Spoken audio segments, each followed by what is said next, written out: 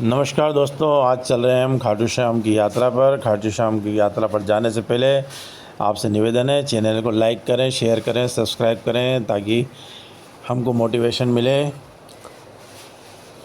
आज हम जा रहे हैं खाटू श्याम की यात्रा। जयपुर बस स्टैंड से, Jaipur bus stand Sindhi camp Jaipur bus stand platform number 2 से आपको खाटू श्याम के लिए गाड़ियाँ मिल जाएगी। हर 15-20 मिनट में गाड़ियाँ यहाँ से चलती हैं। जयपुर से खाटू श्याम की दूरी 80 किलोमीटर है और सबसे नियरेस्ट एयरपोर्ट जयपुर है। जयपुर से आप बस द्वारा यात्रा कर सकते हैं। रेल मार्ग से भी आप जयपुर आ सकते हैं या रिंगस जा सकते हैं। सीकर डिस्ट्रिक्ट में स्थित रिंगस से खाटू श्याम की दूरी मात्र 17 किलोमीटर है। राज्य परिवहन का यहाँ किराया 99 रुपीज़ है और महिलाओं के लिए 56। आप यहाँ 56 और 99 रुपये में यात्रा कर सकते हैं। ऐसी नॉन एसी बसें सभी मिल जाती हैं। खाटू श्याम में ये जो स्टैचू आपको दिख रहा है और ये तोरण द्वार, इसके पास ही बस स्टैंड है। यहाँ से नज़दीक ही है खाटू श्याम। यहाँ तक आप पैदल आ जाएं, बस स्टैंड से उतर कर उसके बाद राइट हैंड साइड पे आप धीरे धीरे आगे बढ़ें। किसी भी बस ऑपरेटर, एजेंट या ऑटो रिक्शा वालों के चक्कर में ना पड़ें। बाज़ार से जब आप थोड़ी दूरी आगे बढ़ेंगे तो आपको यहाँ कई धर्मशालाएँ, लॉज आदि नज़र आ जाएंगी, जहाँ पर सस्ती दरों पर एसी, नॉन एसी हॉल आदि उपलब्ध हैं। खाने पीने की कोई दिक्कत नहीं है, हर तरह का खाना यहाँ आसानी से उपलब्ध हो जाता है। आप होटल वालों से निगोशिएशन कर लें और अपना जो चेकआउट टाइम है वो बताकर उस हिसाब से रेट तय कर लें, उसके बाद ही स्टे करें तो ज़्यादा अच्छा रहेगा। 400 से 500 रुपये में यहाँ आसानी से रूम आपको उपलब्ध हो जाते हैं। और यह है खाटू श्याम का दरबार। मेन पंडाल या एंट्रेंस है। लेफ़्ट हैंड साइड पर आप पहली रो में जाएंगे तो भगवान के मंदिर में गर्भगृह से आप बिल्कुल नज़दीक रहेंगे। हालांकि इस रो में लाइन थोड़ी ज़्यादा रहती है भीड़ होने के कारण, और अन्य लाइनें खाली होती हैं। बाकी सभी लाइनों से दर्शन आसानी से हो जाते हैं। सिर्फ फ़र्क इतना रहता है कि लेफ़्ट हैंड साइड की जो पहली रो है वो सबसे नज़दीक होती है और उसके बाद अन्य रो उससे दूर होती जाती हैं। इस लाइन में लगने के बाद हम अंदर की ओर चले भगवान खाटू श्याम के दर्शन करने के लिए। यहाँ लगी हुई है एलईडी स्क्रीन पर आप भगवान के दर्शन कर सकते हैं।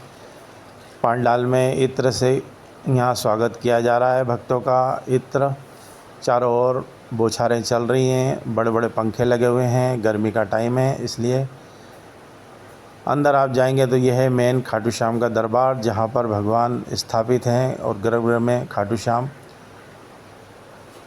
श्याम जो भगवान हैं इनका एक और नाम है बर्बरिक को ही खाटू श्याम के नाम से जाना जाता है। बर्बरिक जो थे उनको माँ बगलामुखी की सिद्धि प्राप्त थी, जिसके कारण वह एक ही तीर से कई असंख्य लक्ष्यों को भेदने में समर्थ थे।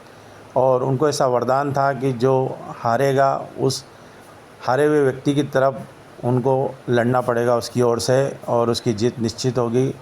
लेकिन श्री कृष्ण भगवान ने उनकी परीक्षा ली और उसके बाद गुरु दक्षिणा में उनका सर मांग लिया, जो बर्बरिक ने सर अपना काट के श्री कृष्ण को अर्पण किया। महाभारत युद्ध के बाद यह सिर इस खाटू श्याम की धरती पर मिला। यहाँ के तत्कालीन राजा ने इस सर को लेकर यहाँ स्थापना की और ये मंदिर का निर्माण किया, जो अब खाटू श्याम के नाम से जाना जाता है। खाटू श्याम के दर्शन करने के लिए कई भक्त पूरे देश से आते हैं। यहाँ इनको चढ़ावे में प्रसाद के रूप में ड्राई फ्रूट्स, मावे की मिठाई या मावे के पेड़े आदि और चूरमा मुख्य रूप से चढ़ाया जाता है। गुलाब के फूल आदि इनको अर्पण किए जाते हैं। ये गर्भगृह में खाटू श्याम के दर्शन के बाद हम निकले बाहर मार्केट की तरफ। बाहर निकलने के बाद आपको चारों ओर दुकानें नज़र आएंगी खाने पीने की और पूजन सामग्री की। यहाँ से आप सीधे हाथ की तरफ राइट हैंड साइड जाएंगे तो आपको मिलेगा श्याम कुंड। यहाँ 2 बने हुए हैं, एक नया श्याम कुंड और एक पुराना श्याम कुंड। ऐसी मान्यता है कि इस श्याम कुंड में से ही भगवान प्रकट हुए थे, मिले थे, जिसके बाद यहाँ श्याम धाम खाटू श्याम की स्थापना की गई। राइट हैंड साइड जाने पर एक नया श्याम कुंड जो बनाया गया है वो मिलता है। ऐसी मान्यता है यहाँ स्नान करने से या इसका जल स्पर्श करने से जो शारीरिक बीमारी होती है, स्किन रोग होते हैं, वो दूर हो जाते हैं। ये हम पहुंच चुके हैं श्याम कुंड। खाटू श्याम जो खाटू की धरती है, यहाँ पर जंगल में एक जगह जाकर गाय रुक जाती थी और गड्ढे में दूध अपने आप गिरने लग जाता था गाय के थन से। ये सब दृश्य एक ग्वाले ने देखा और वहाँ के तत्कालीन राजा को जाके बताया, और वहाँ के राजा ने उस समय उस गड्ढे की खुदाई करके इस शीश को, बर्बरी के शीश को बाहर निकाला और यहाँ मंदिर की स्थापना की। और उसके बाद इनकी ख्याति फैली, लोग यहाँ दर्शन के लिए आते हैं। ऐसी मान्यता है, यहाँ लोगों की मुराद पूरी होती है। ये आप देख रहे हैं श्याम कुंड, ये नया श्याम कुंड है। पानी यहाँ पर कम है और भक्त यहाँ स्नान करते हैं, जल का स्पर्श करते हैं, अपने ऊपर जल के छींटे मारते हैं और उसके बाद पुराने श्याम कुंड की ओर जाते हैं। पुराना श्याम कुंड इस नए श्याम कुंड से ज़्यादा दूर नहीं है। आप बाहर निकलेंगे तो लेफ़्ट हैंड साइड पर जाएंगे तो आपको पुराना कुंड नज़र आएगा। इसी नए श्याम कुंड से आप बाहर निकलेंगे तो यह है गढ़ की धर्मशाला। इस गढ़ की धर्मशाला में आप भोजन ग्रहण कर सकते हैं। शुद्ध, सात्विक और साफ़ सफाई के साथ यहाँ भोजन परोसा जाता है और टेस्टी भोजन है, यहाँ का स्वादिष्ट भोजन है।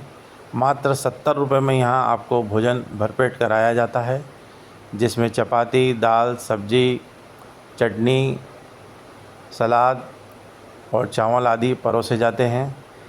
25 रुपये देकर आप अलग से दही आदि भी ले सकते हैं, नमकीन, मीठा जैसा चाहें।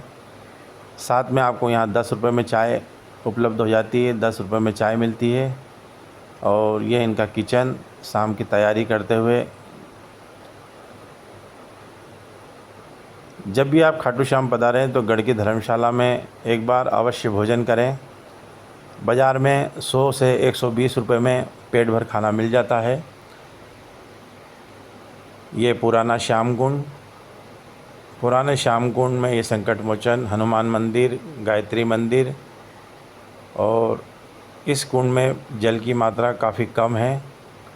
यहाँ भी भक्त जल के छींटे मारकर ही काम चलाते हैं।